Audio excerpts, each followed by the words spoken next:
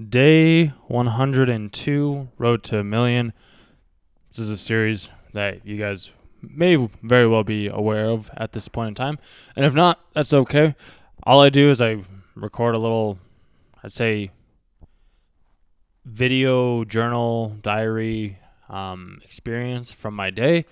And I do it every single day for a year plus, just to kind of maybe provide some insight to help you guys also get to the $1 million mark as well, or million views, million subs, million friends, just a million belief system, however you want to look at it. So that's what I do. And today ended up creating a little bit of a document, which was nice. And then ended up going on a walk, which was asked some very tough questions, which is valid, such as like, do you get excited to see certain people? And I was like, I feel like our definitions of excited are slightly different. So like I do and I don't at the same time. And then was asked like, what's the hardest, like where do you find joy or fulfillment? And I was like, I find joy and fulfillment after doing something incredibly difficult and challenging. And then on the other side, having that freedom and being like, wow, this is absolutely amazing. So I find joy and fulfillment in those aspects and regards. And then ended up going on a run, watching a sunset. It was funny because I ran into some people on top of one of the mountains. This park called Daniels Park, and you can just see all the mountains and everything like that. Gorgeous sunset tonight. And there was this couple next to me, and I was standing there just watching the sunset. And typically what I do is like when I see people, I can tell like, okay, they want me. It'd be awesome if like I took a photo for them. Today, I took a couple of the first like of a group of like a big family member group of people. I was just like, because they were taking a selfie, I went up. I was like, hey, do you just want me to take a photo for you guys? I'm like, yeah, that's awesome, thank you. So I ended up doing that, and then I ended up standing next to the sunset, and there was this couple that was just standing there, and they kept looking over at me because they were trying to take a selfie at first, and I was like, I'm just gonna leave this one as is, because I wanted to see if he did or was willing to ask me to take the photo for him, because he was a psych major, and I wanted to see like, are people willing to do the things that I myself would do? And after seeing that he was able to do something like that, I was like, okay, that's perfect. Like he's like, hey, do you mind taking a photo for us? So I'm like, yeah, of course. Like I was waiting for you guys to ask, because I'm like, typically I'm usually the one that asks like, hey, do you want me to take a photo for you?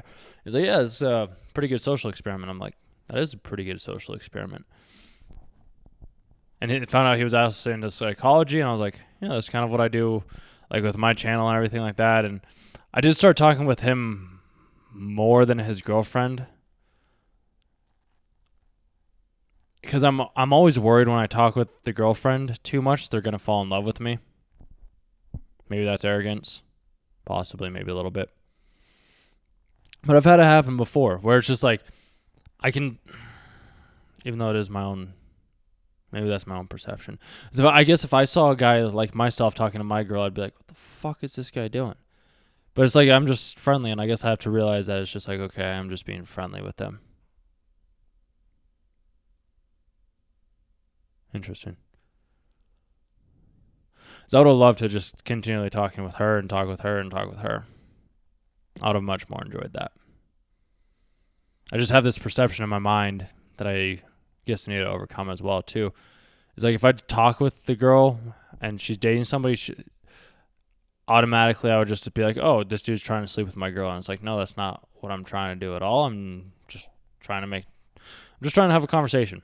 Like that's all it is. And that's why I've been working on, just having conversations with women, just to have conversations with them, not for them to go anywhere, just to be like, hey, do we connect? Can we talk with one another? Can we have a conversation? Are you going to ask me questions? Do you respect me? Like whatever it may be, and then see where it goes from there, because I feel like that's more of how relationships should be compared to just what we see online with the pixels on the screen. And it's just like, that's a small part of it.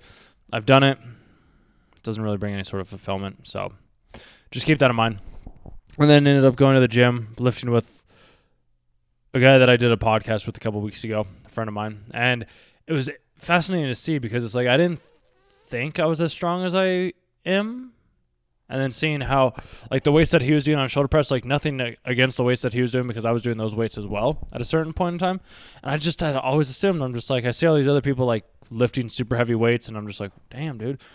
And I kind of forget about the people that have to start where I started, which is kind of crazy. So it's like my ideal customer, the person that I can help most is me 2 or 3 years ago. Like that's the person that I help.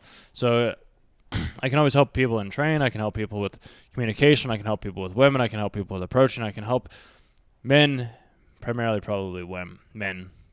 These guys say, well, man.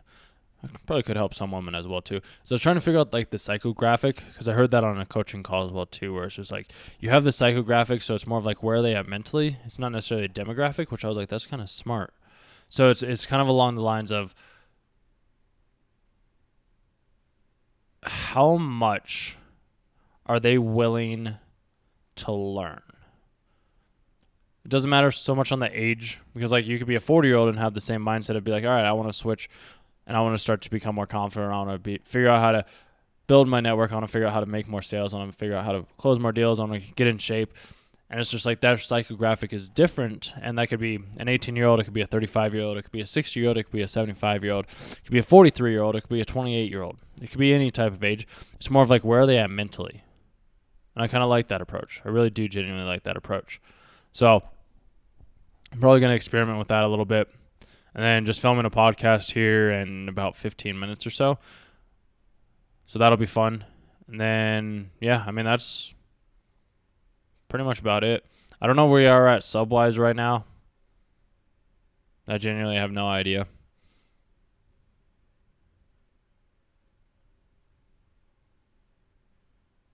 It's going to be cool to see. And who knows, this could be just 0.0000000. And that's perfectly okay, because that's what it has been for the past 102 days at this point in time. So I'm not worried. I'm just going to, I just like doing these videos, posting these videos. It helps me clear my mind, and hopefully maybe it'll give you guys some insight. So I appreciate you guys do listening to me, taking your time out of your day to listen to my rambles, along with some value aspects and just things that I think can help you and or work for you. It's a matter of repetition, practice, never giving up. Because that was another thing. I was after my run, I ended up running this couple, and it's impressive running at 6,000 feet or so. I was like, yeah, I mean, I've come to realize that you don't get, it's hard at first until it becomes easy type of thing. And as I was talking with them, one of the guys, where was he going with this? I mean, he told me about, I don't know why we started talking about investing in stocks, and he was telling me about the Ponzi's biography and how I should read that book, and I was like, okay, I can take a look into that. And then there was this whole other concept, and who knows if I actually will listen to that book or look into that book. I'm not entirely sure. I'm going to look into that. I was trying to still just figure out hearing that, because it was a scheme, and he was telling me how it was started out with postage stamps and everything like that. And I was like, I didn't even know that that's what it started out as. Because apparently you can get postage stamps cheaper on the other side of the country, from what he was telling me, and then he was selling that to investors, and they're getting twice their money back for what they put in. And I was like, interesting. Because I found out he worked out in Silicon Valley, but his wife told me something I would say valuable as well near the end, because I was like, I asked her if they lived here, and they're like, yeah, we have a house over here, and we also live in Silicon Valley. And I was like, oh, that's awesome. And I was like, if you don't mind my asking, what do you guys do? And she's like, oh, we just work hard. And I was like, yeah, I've got to figure that out. And then she started going down, she started telling me a couple of other things too. She's like, where do you want to be in 10 years? And I was like, well, I know where I want to be in 10 years. And then she's like, as long as you don't give up and you just keep working. I was like, okay. She's like, you'll make it. I was like, perfect. I was telling her, she's like, yeah, I would just get promotion after promotion after promotion. And I was like, yeah, I did that as well too, and I just didn't feel very gratifying. I felt like I had a bigger calling, that I wanted to help people. And she's like, yeah, I get that. She's like, that's why I went into management, so I could have more of an impact. And she's like, I wanted to get up to the executive level so that then I could, my words could go further. And I think that's just the older demographic. I wouldn't say older demographic, but that's just kind of their way of thinking. It's not a bad way of thinking. It's just a way of thinking. So that was quite interesting to see. And then, yeah, just being able to, I guess, because she's like, as long as you have strong mentors and people that support you, because I was telling her, I'm like, well, what happens if the people that you're super close with don't support you on like on the thing that you want to do. And she's like, well, the mentors that you have, if they're telling you like you're doing the right things, like stick to that route. And then she's like, you might as well smite. I feel like it's not smite. Spite them. Just like do it to spite them. I'm like, huh. I'd never consider looking at it from that angle. Because I do say like the best type of revenge is massive amounts of success. And I guess spiting them is the same way. It's interesting. Something that I'm still going to be thinking about a little bit. But just her words and be like, yeah, you just work and keep working and don't give up and you'll make it. And I was like, okay, perfect. So then I also ran into another guy on the top of Daniels Park, and I was talking with him about what he does because he's like, he loved what he did. Like he was just taking photos of this family on the top of the mountain. He's like, yeah, I love doing this every single day. And then him and I started talking for a little bit. And I asked him, I was like, is this your full-time gig? He's like, yeah. And I was like, was it hard for you to get your first client? He's like, no, it was actually really quite simple. And then he told me about this place called, I think it was Thumbtack or something like that. And he was telling me about how him using that was how the couple found him. And as he was leaving, one of the women came back and was like, how much do I owe you? And he's like, $8,000. She's like, yeah, no. And I was like, dude, I mean, you technically could be paying $8,000 for that type of photo shoot. Like, that is entirely possible. If you have that belief that, hey, my photos are worth $8,000, like, that's what your photos are worth. They're worth $8,000.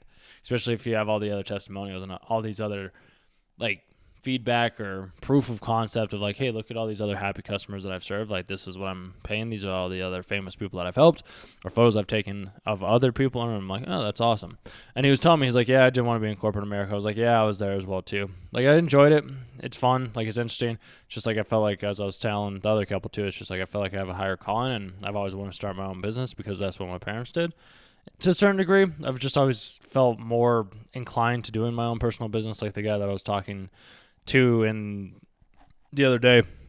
He was talking about ADHD, and I don't think I covered this on the other video because I was kind of practicing a pitch. But he was telling me how it's like people with ADHD typically end up starting their own companies because they can run in the ways that they want to run the company compared to having somebody else tell them like, hey, structure your day this way or do things this way, or like things have to be done this way. And I'm like, okay, I get that.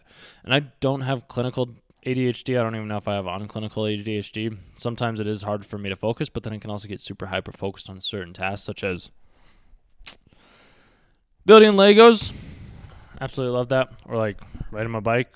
Love that. Running, meditating, doing a video, talking with people. Like, I just get super hyper focused on those types of things. So who knows? And then my memory is also very good as well too, but that's also because I watched a lot of Psych and I want to understand how he was able to remember so many things and see so many hidden details. So I just practiced and did the exact same things that he did throughout this show, which quite fascinating. And yeah, but he was telling me how it's just like, it was pretty easy for him to get his first client, and he's just been doing it full time. Didn't ask him for how long, but I was like, that's awesome. That's what he's doing. He's just out there taking photos of people, and he's making a good living off of it. I don't know how good of a living or what he's doing, but he gets to do what he loves every single day. And I feel like that's almost more important than the amount of money that's coming in each and every single month, is getting to do what you love every single day, because you might as well enjoy your life while you're alive compared to, not enjoying it. Because even when I was coming back down on the run, like, I heard someone go, woo! So I would just, woo! And then there's this couple in front of me, and they both looked back, and I was just like, you guys got to enjoy life. You got to have fun. Like, yeah, that's true. Which I hadn't had fun for a long time. I think sometimes you have to not have fun and get to work and, like, just focus on, like, growing your mind, growing your aspects, practicing trial and error. It's just, you don't want to lose yourself in the process. And I think part of myself maybe was lost for a little while. Not 100%. I've always been here. I've always known. I just let other people condition me into thinking other ways. So I had to break that conditioning. Takes work. Takes time. If you guys want to read a book on that, read the book called The Road Less Traveled. Highly recommend that book. And then that might take you down a whole different path that you never would have even imagined when you first started out on your journey. So I think I'm going to call it there. Just give me a couple minutes to get everything set up before my podcast. And yeah, I'll talk with you guys on day 103. Hope you enjoyed this.